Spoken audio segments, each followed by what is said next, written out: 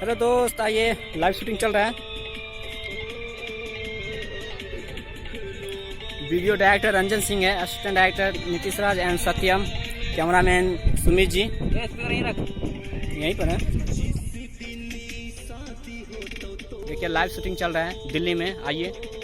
और जो भाई लोग को अगर गाना गाना है या शूट करवाना है, ऑडियो वीडियो और बनवाना है तो संपर्क करें। मस्त लोकेशन है, आइए और देखिए।